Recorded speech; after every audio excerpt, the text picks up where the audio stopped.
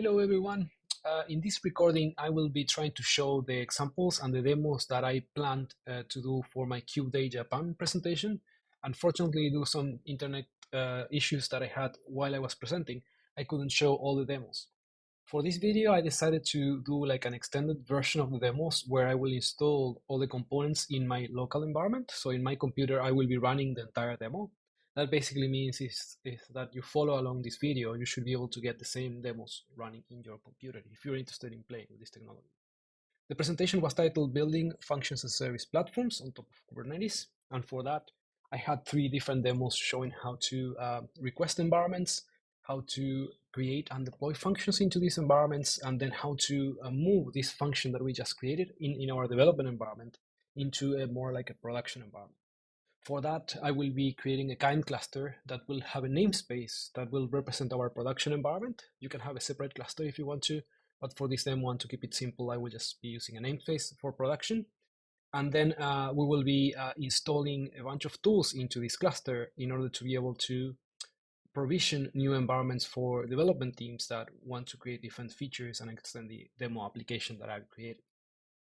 So if you're interested in the slides, you can find the slides in the Kubeday Japan schedule page, and you can just click through my presentation and get these slides. There is a code here for my continuous delivery for Kubernetes book that still has the discount available for you if you want to use that. You can always follow me in Twitter or ask questions about this presentation if you want to do that. And I'm hoping that the recording of the presentation with the failed demo will be available at some point in time.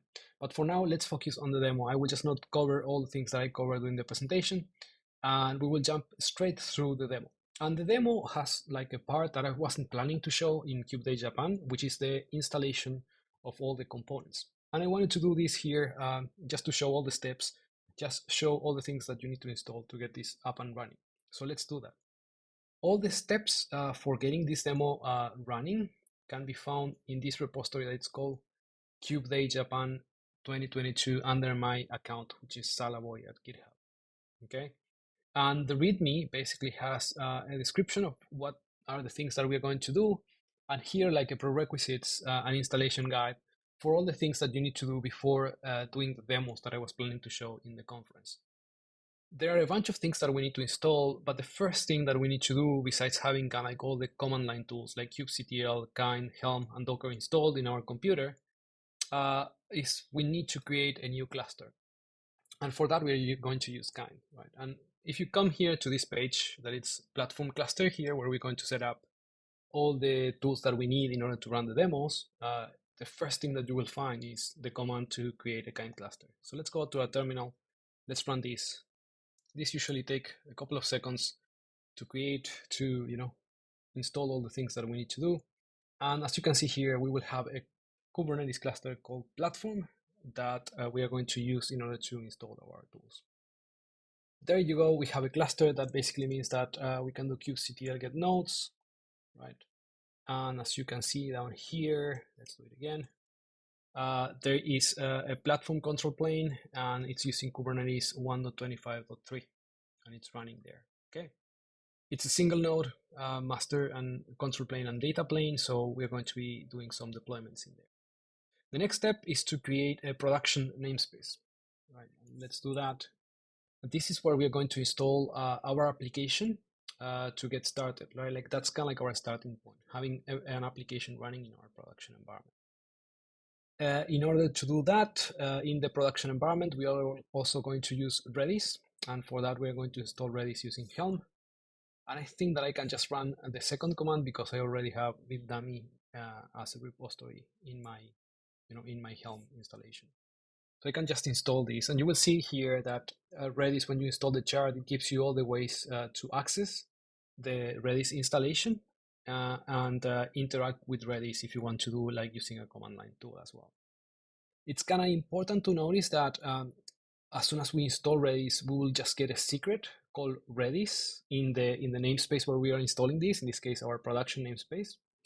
In this case, the secret will be called my Redis. That basically means that we can then, if we want to create like an application to connect to that Redis instance, we know where that instance is, and we know that there is a secret that contains the credentials to access, to interact with that instance.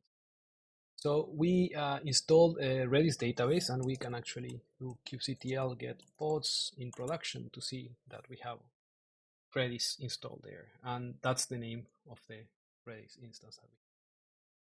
Cool. The next thing is we are going to install Crossplane. And for this, again, we are going to use Helm to install Crossplane. And I've already run this, I think, in my environment. We can run it again. That's not going to break anything.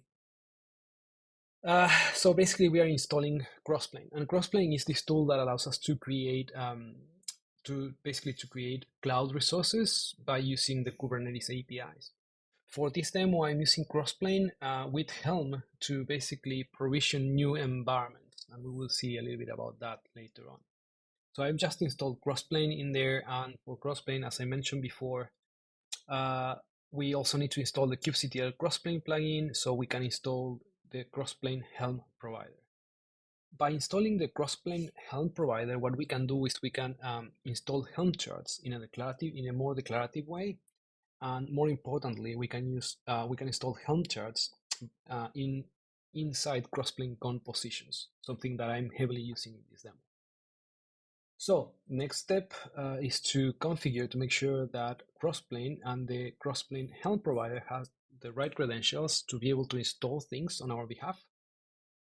And finally, I will basically, just configure the Helm provider to use those credentials.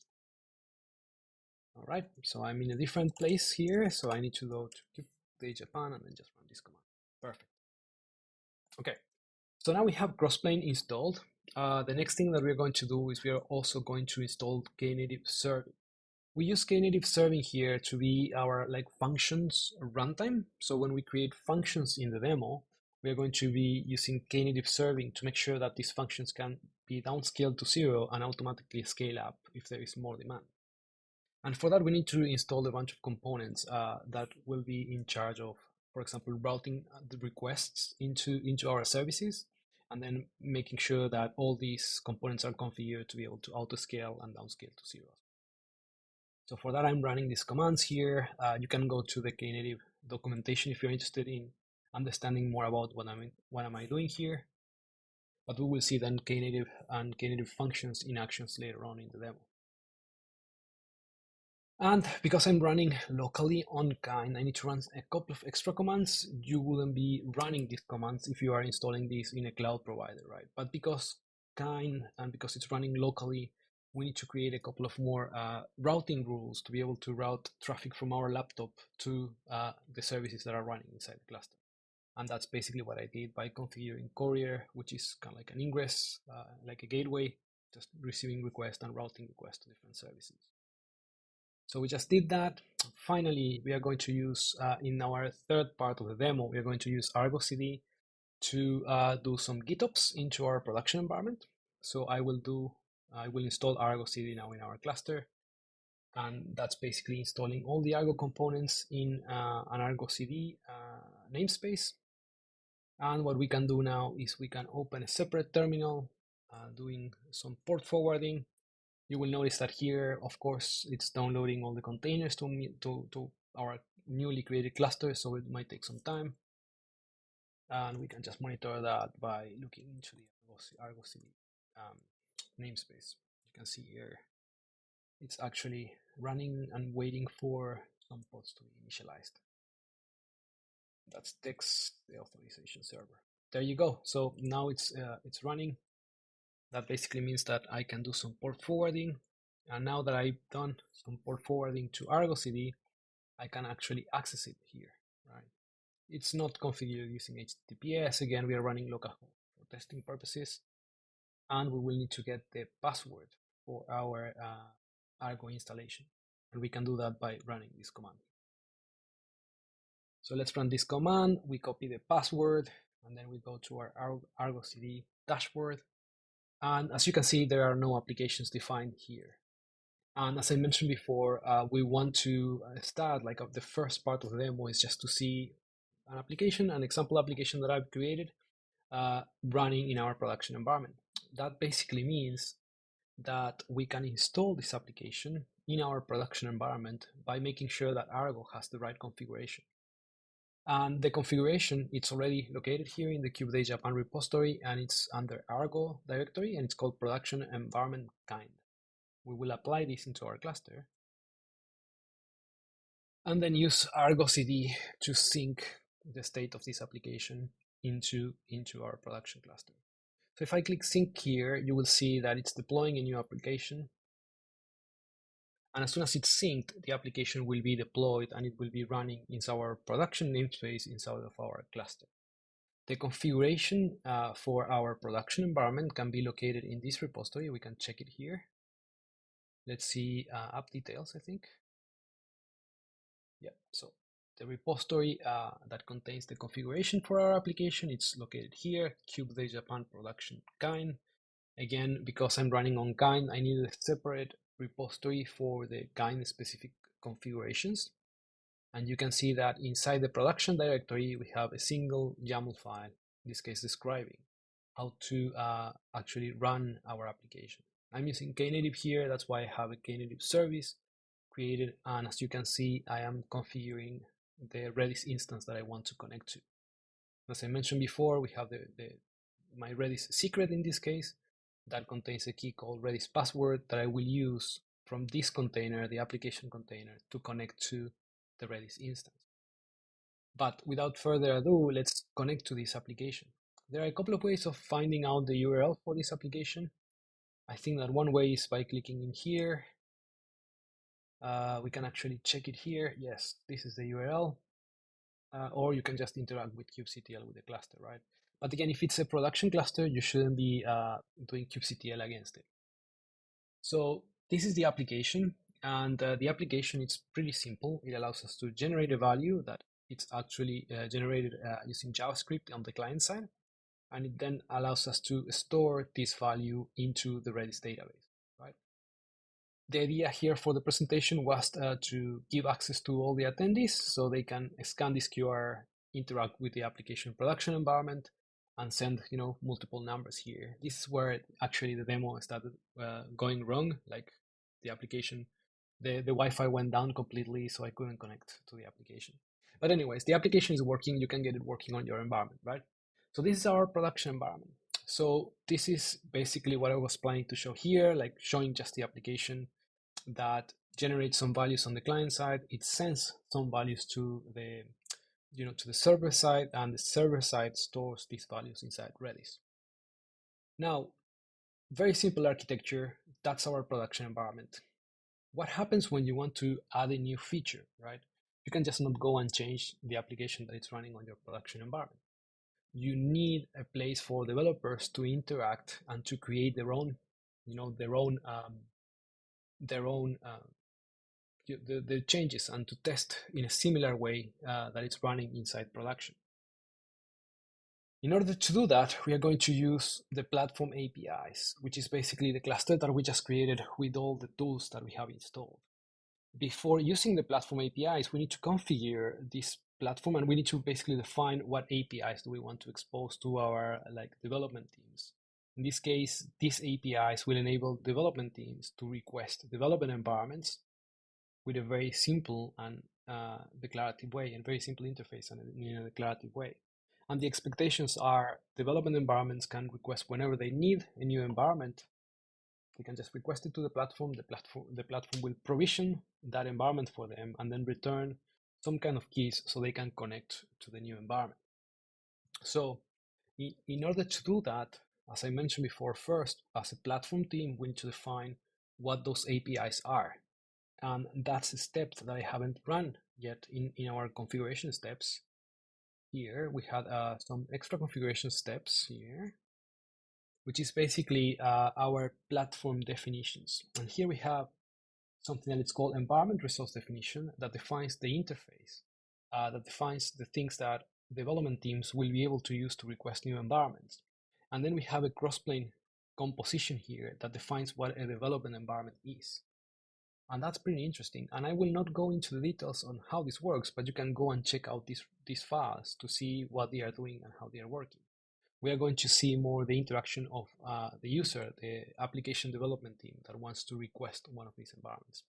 So I will run this against our cluster first. to make sure that our platform is configured correctly. And it is now, right? Like we just created 2 resources for crossplane. And when we are here, now we have, of course, we have kubectl, right?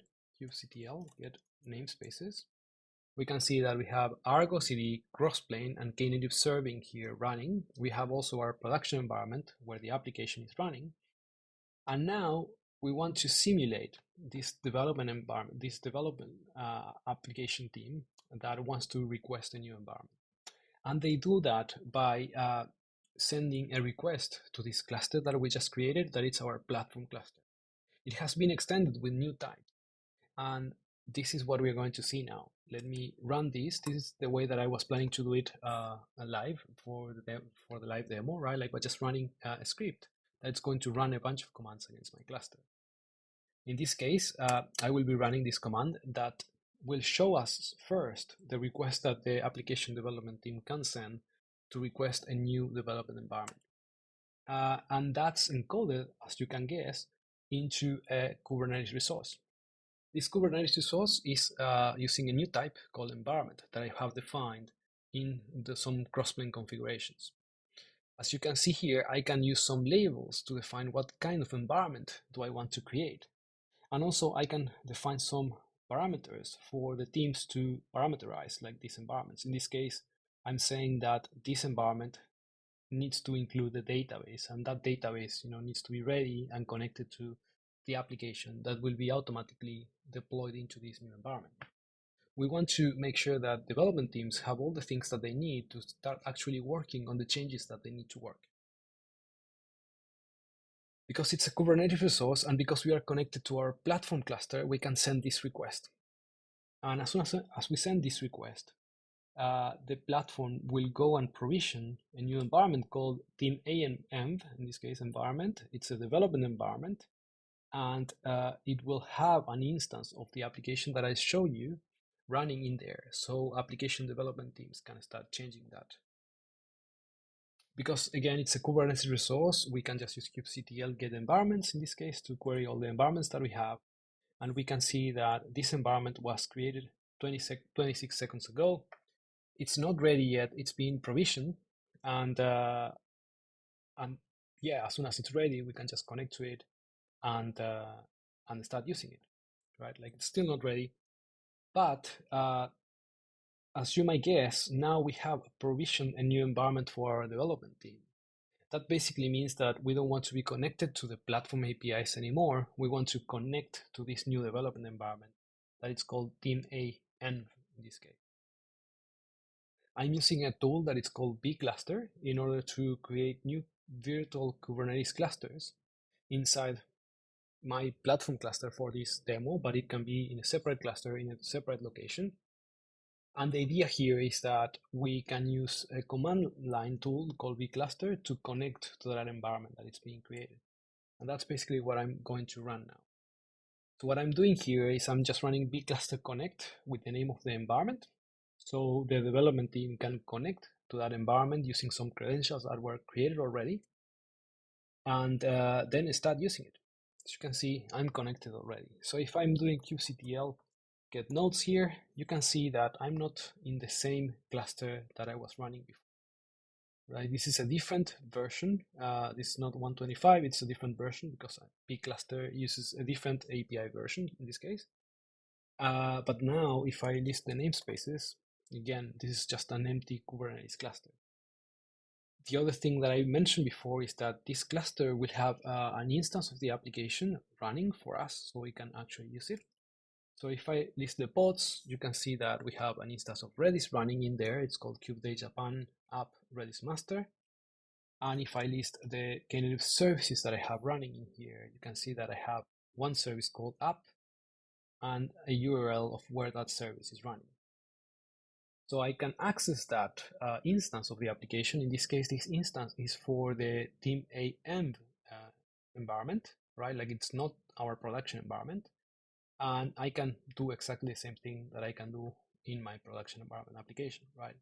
And it's working the same. It's storing data into a different Redis instance that it's not the same that I have in my production environment. We can check that the values are different, right? They have different values between the two instances. And now the development team, because it has a new environment, it can actually start making changes to the application. But this is where I wanted to talk a little bit about what kind of changes do we want to do. And that's what I wanted to talk a little bit about functions, right? Instead of going and changing this application that we have, for some scenarios, using functions to extend monolith applications and adding new features can be very beneficial because you can work in smaller pieces that can be iterated faster, and functions can be written in any programming language. The idea here is that we will enable application development teams to create functions so they can extend the existing application without changing the source code of that application. And we can do that by just writing a small function. The idea here is that we can also run functions into our development environment because the platform team define what tools were included in that development environment. And as I mentioned before, when I was installing all the tools, we will be using Knative serving as our function runtime. And that's already installed for us. We don't need to worry about it. What we're going to see now is the second demo about creating and deploying a function into our development environment. So the requirements for this demo were about, for example, calculating the average of all the values that we have in our application. So if we think about all these values that we are storing here, we want to add a new functionality where we're going to enable the users to get the average of all these numbers. For that, as you can imagine, we will need to create a component or a function in this case that will go connect to Redis, get all the values, sum them up, and then divide them by the count, and then just return the average to the users.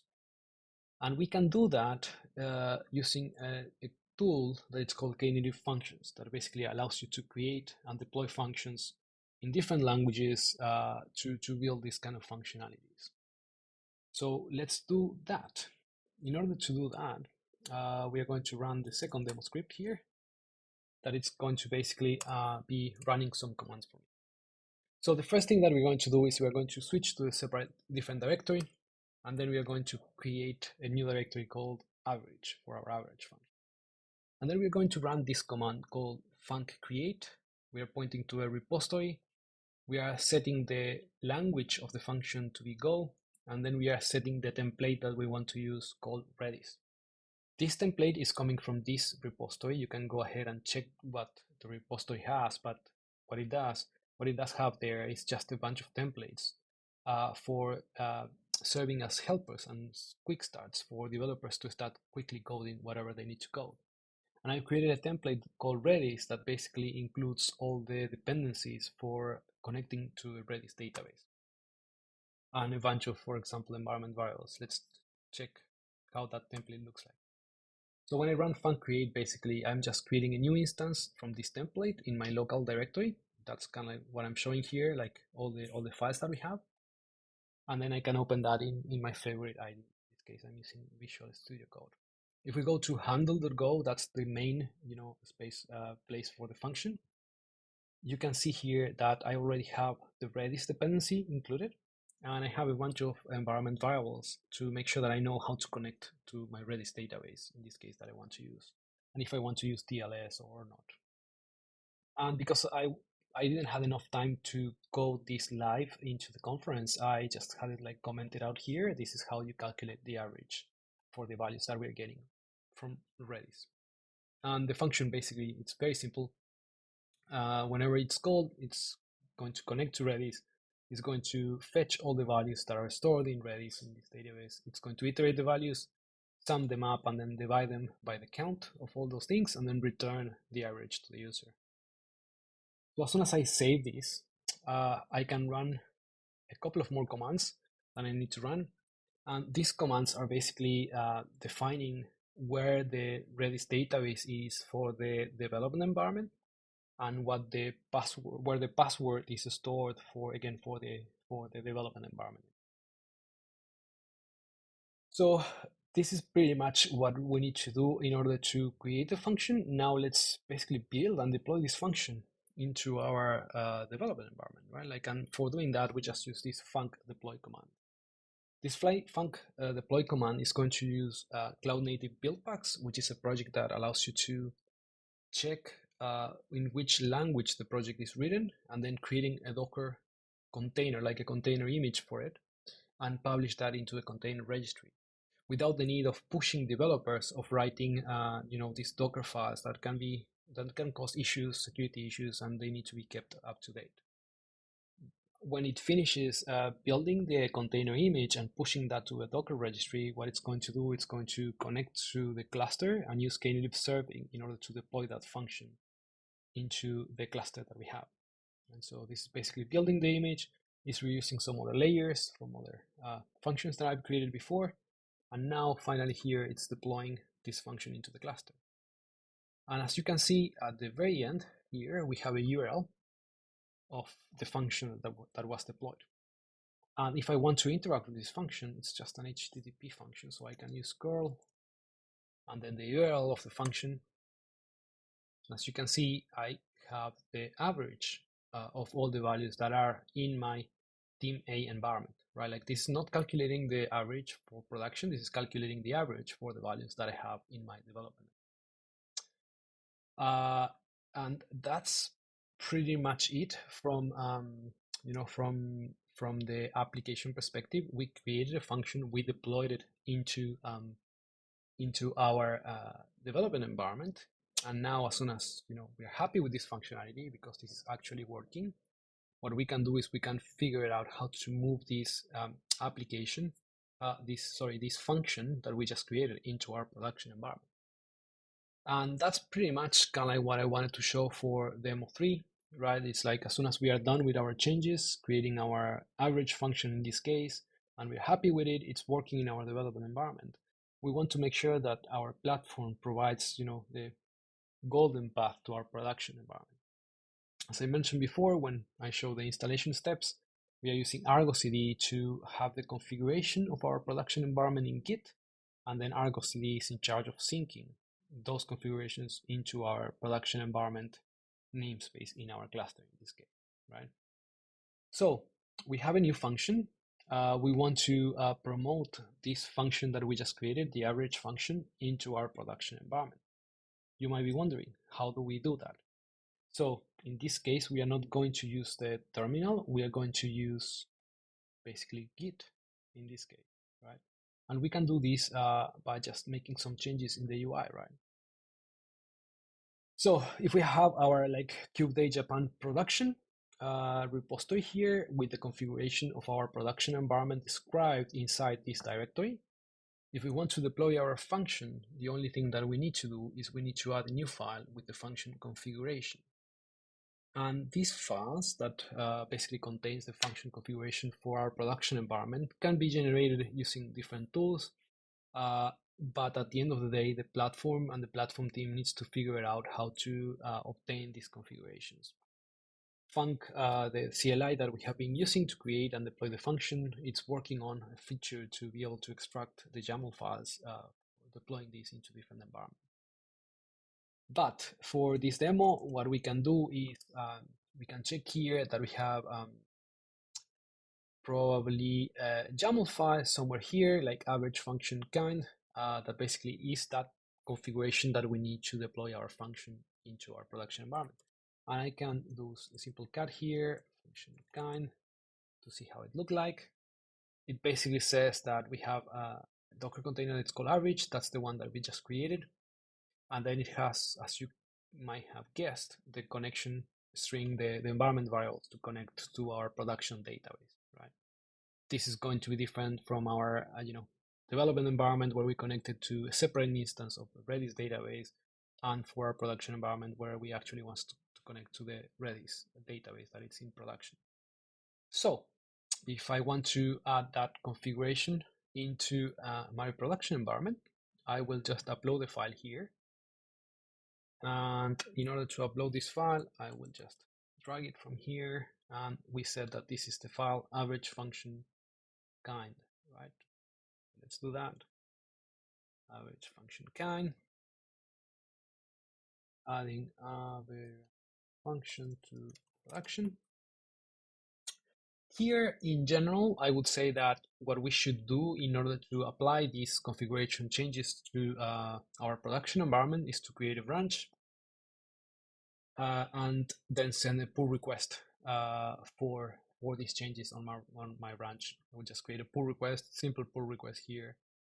The only reason why I'm creating a pull request is because this is a very important step when you're building platforms to make sure that, for example, you have GitHub Actions and GitHub checks to run integrations test. Because if you're going to merge something into production, you want to make sure that these changes are valid. And when you merge them, they are not causing issues to our production workloads, right? So you should be able to configure here all the testing and all the checks that you want to run before actually applying these configuration changes. When you are certain and everything is green that these changes are not going to break anything in your production environment, you can merge this pull request.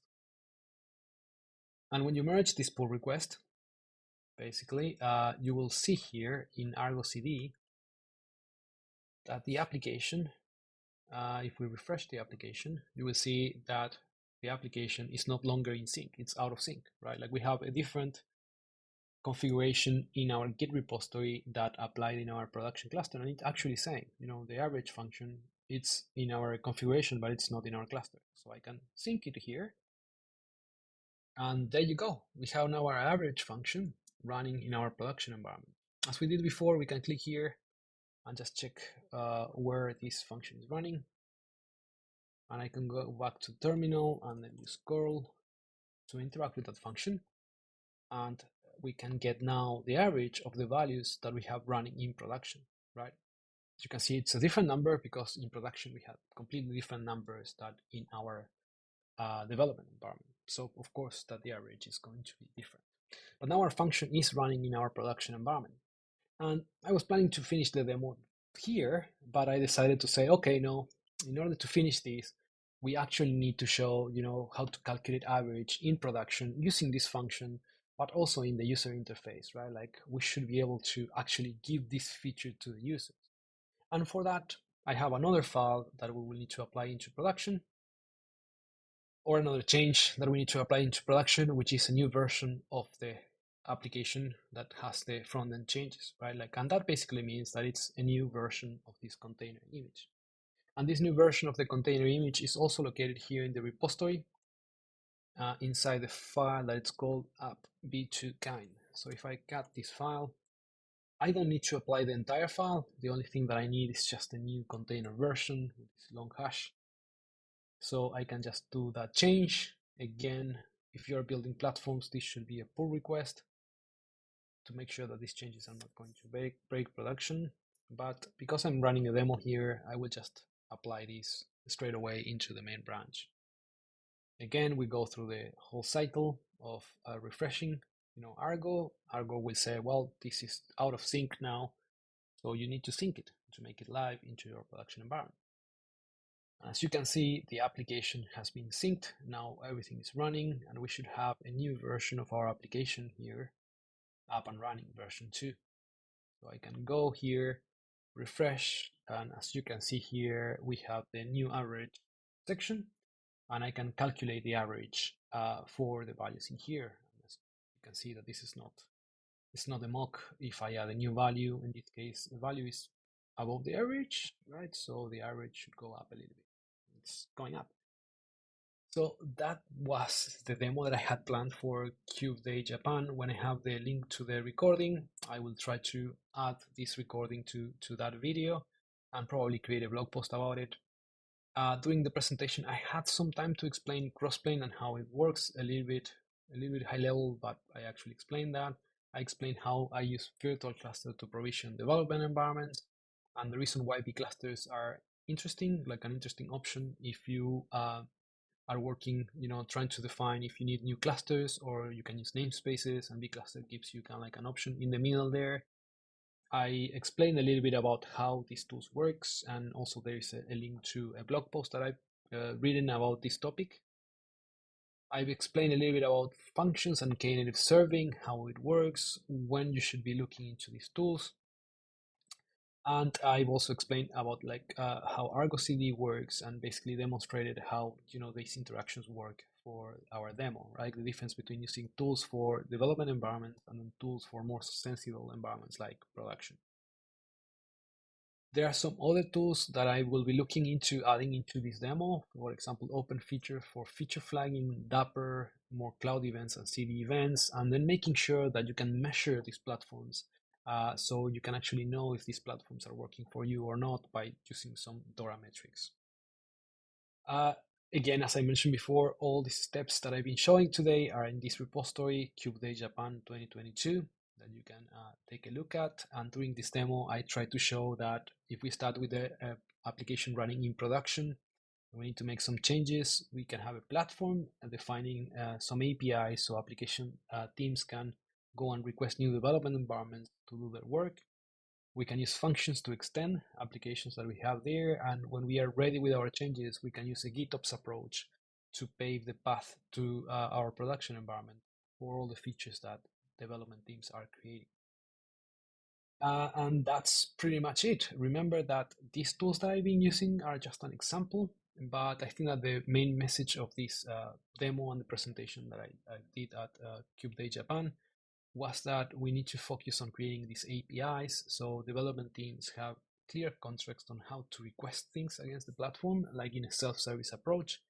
And the more we grow and the more we mature in our Kubernetes usage, the more focus we need to be putting into developer experience and developers' productivity.